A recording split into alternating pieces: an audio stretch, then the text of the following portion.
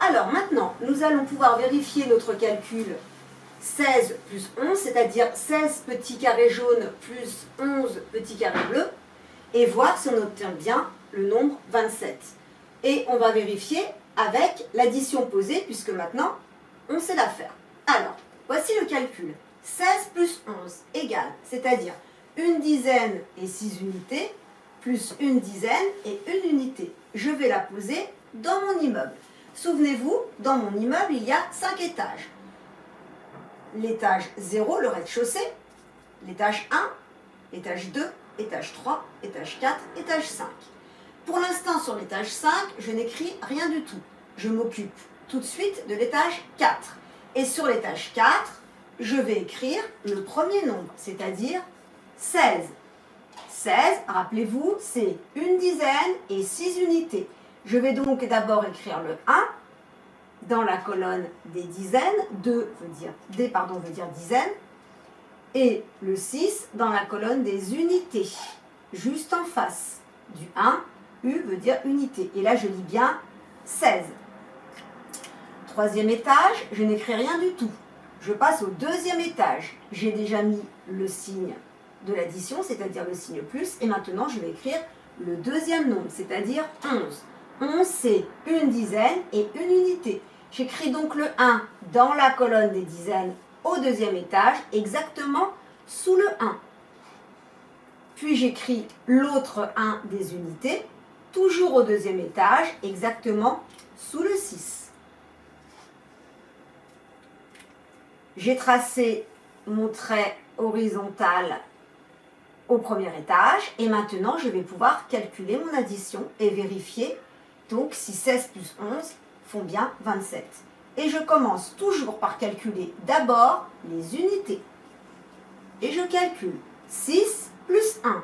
6 plus 1 égale 7. J'écris donc le 7 au rez-de-chaussée, dans la colonne des unités, sous le 6 et le 1. 6 unités plus une unité égale 7 unités. Je peux dessiner pour vérifier. 1, 2, 3, 4, 5, 6, et encore une, ça fait 7. Maintenant, je m'occupe des dizaines. Et je vais calculer les dizaines. Une dizaine plus une dizaine, 1 plus 1 égale 2. Et j'écris bien le 2 dans la colonne des dizaines, au rez-de-chaussée toujours, exactement sous les 1. Et je peux lire maintenant le résultat. 16 plus 11 égale 27. Je vérifie avec un petit dessin si je ne suis pas sûre. Je peux dessiner les dizaines. Une dizaine plus une dizaine, ça fait bien 2 dizaines. Le résultat de 16 plus 11 est bien égal à 27. Et je peux le reporter ici.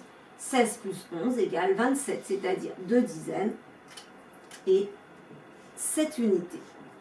Revenons à notre problème. Nous allons utiliser maintenant, pour résoudre le problème des petits carrés, la soustraction. Comme tout à l'heure, je peux également dessiner le problème. Ce que je sais, c'est que, en tout, dans l'enveloppe, il y a 27 petits carrés, c'est-à-dire 2 dizaines et 7 unités. Je sais également que j'ai 16 petits carrés jaunes. Ce que je dois trouver, c'est toujours le nombre de petits carrés bleus. Pour résoudre ce problème, je vais enlever les petits carrés jaunes parmi les 27 petits carrés.